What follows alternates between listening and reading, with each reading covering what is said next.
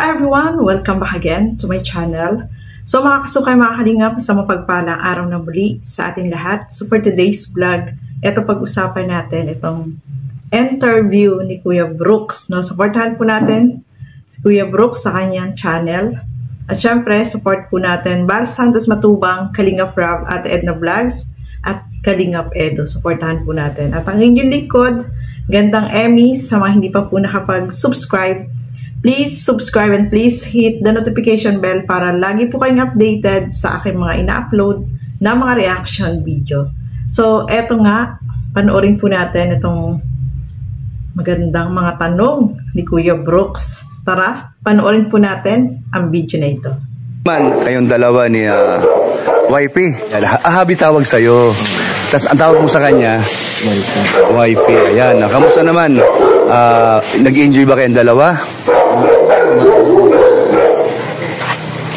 Oo naman po, bro. Naman dito kasi kahit pangalawang beses namin dito ay enjoy pa rin. Nung dati kasi, nung dati namin first year, parang pa lang kami, parang Kalingap Angels lang siya, wala pa siyang, hindi pa siya Beyonce. Ay, oo nga pala, natandaan ko yun last year, ano? Hindi pa siya sa Beyonce na ganyan, na kapartner. Pa lang siya, parang angel pa nga lang. Ayun. Di pa rin kami nung ganun. Di pa ganun ka-close. And then, wala pa yung love team na yan. Wala pa. Oo nga, so naalala ko yun. So ngayon, sa nangyari sa taong ito, napaka-viral yung dalawa, no? So maraming nakagusto sa una-una. Yung sa ugali mo din, napakabait mo, tahimik. Wala sila narinig sa'yo kung ano man yung mga issue, pero hindi mo sinasagot, hinahayaan mo lang. At kahit si Beyonce, ganun din, no? Tanging-ngiti lang, tatawa-tawa lang, pareho kayo ng style. So, anong masasabi mo sa mga nagmamahal sa'yo? Like, Kalingap supporters, Maka Edsi, anong masasabi mo sa kanila? At ano ang sasabihin mo sa kanila? Salamat po siyempre sa lahat ng supporters ng Edsi, sa buong mundo, hindi lang dito sa ating handbag, sa mga nakapunta natin. At ayan, dahil din po sa kanila talaga kung bakit kami sa mga kita, hindi sabi natin dahil lang sa atin. Dahil kung di tayo tatangkilikin, kabayan sa kanila, hindi man ganun kadali magkaroon ng solid na supporter sa isang love team at para makakuha ng ganyan dapat magustuhan ka talaga. Salamat po sa inyo kasi kung wala po kayo talaga, wala po dito wala pong video, wala po kung di nyo po kami napagbigyan na mahalin yan. Thank you so much po sa inyo at sa walang sawang pag hanggang isang taon na po, halos na isang taon na yung love. Oo, matagal na, grabe, no? Isang taon na sa December. Isang taon na. One anniversary na po, grabe. Okay. Sobrang taon na po.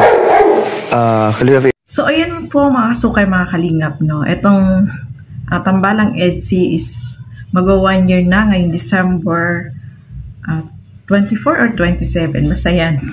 Yan date na yan, mga kalingap, no? December 24 ata. So, 27. Hindi ko natandaan. Basta yun. So, eto nga. Marami yung nagsusuporta dito sa kanila. Yung nakita kasi yung pagiging humble nila, bawat isa. At talagang kahit si Kalingap Edo, marami silang napapasaya ng mga viewer at mga supporter na talagang sumusuporta dito sa tambalang Edsi, mga kalingap, no? Kaya naman, kitang-kita nyo naman po, grabe, ang dami ng sumusuporta dito sa kanila. Kaya sobrang grabe, nakaka-overwhelm kahit nanonood lang tayo.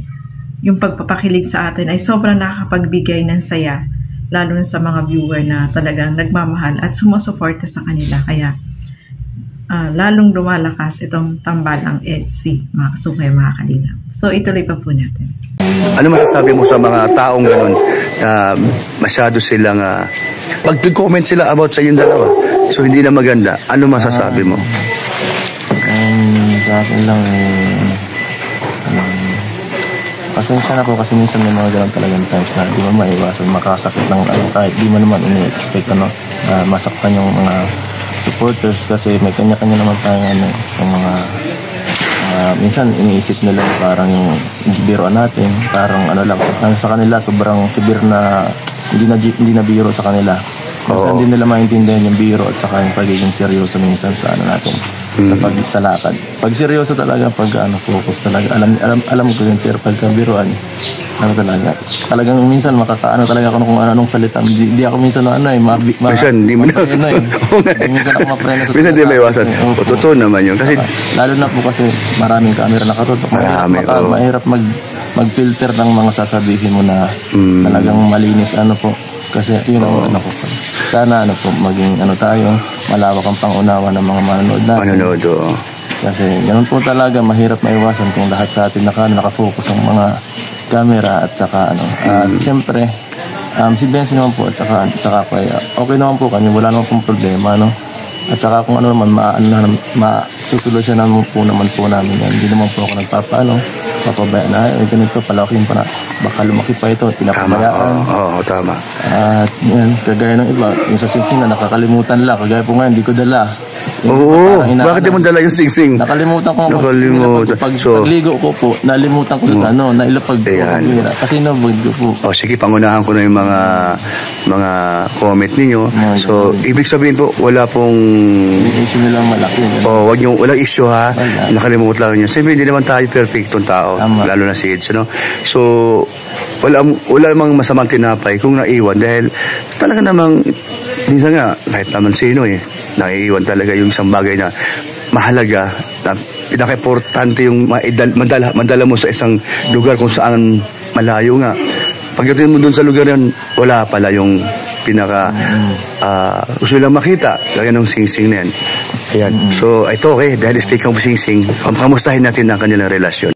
So, ayan nga po mga kalingap, Marami yung nakapansin na wala itong singsing ni Kalingap Edo. Kahit sa mga live, marami ako nababasa bakit daw hindi suot ni Kalingap Edo ang kanyang singsing. So, ayan nga, in-explain niya dyan na yung singsing ay nakalimutan niya, naiwan niya. Kasi naligo siya, tapos siguro ipinatong niya, nawala sa isip niya, kaya hindi niya nasuot.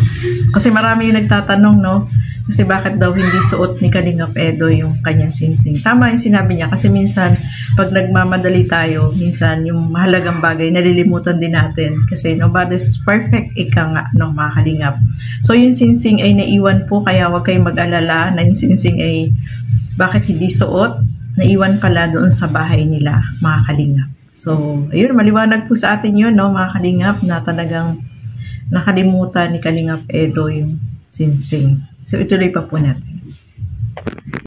Anong meron kayo ni Biancy sa hinaharap yung ngayon? Anong maasahan ng supporters ng mga ka-EDSI? Sa ngayon po parang parang getting to know pa lang medyo mas medyo mas naging focus kami ngayon. Hindi kagaya ng dating talagang sa bantay nila, ang hirap yung ang hirap parang malaman kung anong naisip niya dati. Mas magiging medyo mas madali na siyang kausap, hindi kagaya dati. Pero mas palagi na siyang nakikipag malimbaw kagaya ng nakahatid ganyan.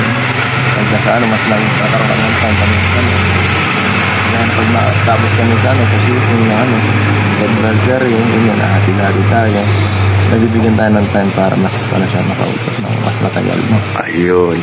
So, ayun mga kasukay, mga kalingap, mas naging close itong si Kalingap Edo at saka si Biancy, Siyempre, ibang-iba na sa dati. Ngayon, mas naging yung closeness nila ay nakikita natin at kapag may mga shooting, may mga event na pinupuntahan sila, si Kalingap Edo yung naghahatid sa kanya. So, tama yung yung mas nakakausap niya na matagal at mas nakikilala nila yung isa't isa, mga kalingap. Kaya talagang yung closeness ay nandiyan na po sa kanilang dalawa. So, ano ang gusto mo kay Biancy sa ugali niya? Family oriented siya, magandang at saka talagang siya, honest siya, hindi siya yung talagang sasabihin niya, yun talaga hindi siya nasinungaling na tao. Kaya yun ang maganda kapag so yun, masarap sa Okay, wow. So siya ba'y malambing sa'yo? Hindi naman masyado. Pag kayo magkasama, like halimbawa yung lambing, ibig ko sabihin yung bang mapaalalahanin sa'yo at halimbawa kumain ka na ba or sabay tayo kumain, nangyayari ba yun? Medyo. Oo, naano naman. Ayun. Naano naman siya pagka may lakad. Medyo. Okay ba tayong ganito? Wow. Okay, ganito. Okay, galing, ano? So, ikaw naman, no? Yun mga kasukay, mga kalingap. Ito pala yung nagustuhan ni Kalingap Edo dito kay Beyonce. Family-oriented, honest. At saka pag may mga lakad sila, nagsasuggest siya, no, mga kasukay, mga kalingap. So, maganda po yun. At nagiging, yung talagang, parang, ano sila, yung closeness nilang dalawa, no.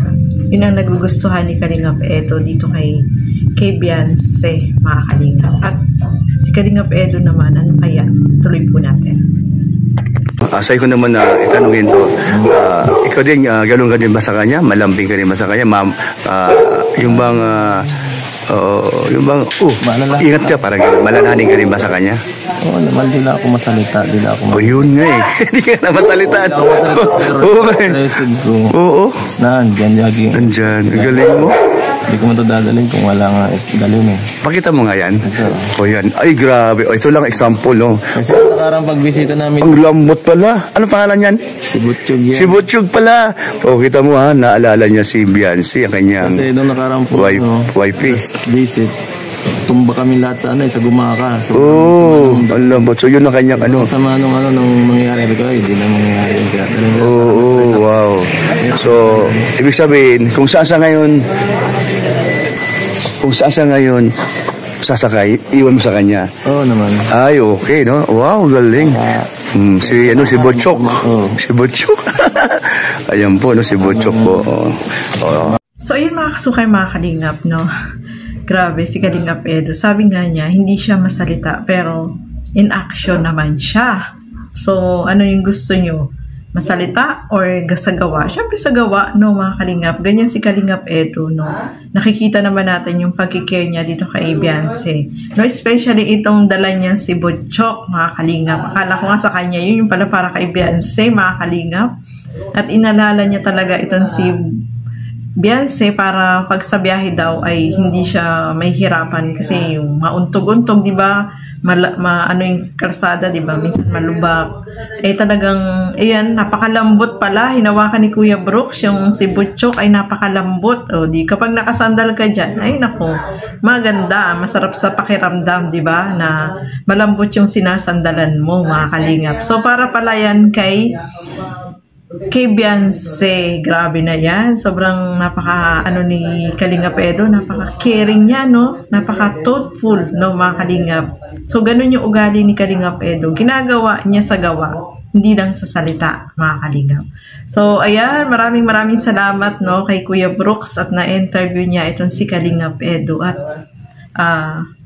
mag-1 year na sila next month, December, di ba? So, marami tayong aabangan. Sana matuloy yung kanilang pagpunta ng Japan. So, abangan natin yan, mga kalingap. So, ayan, maraming salamat po sa inyong panonood at lagi po natin supportahan lahat ng mga kalingap partners and kalingap reactors. So, hanggang dito na lamang po muna. Keep safe, everyone. Thank you for watching. Mabuhay po tayong lahat. Bye-bye!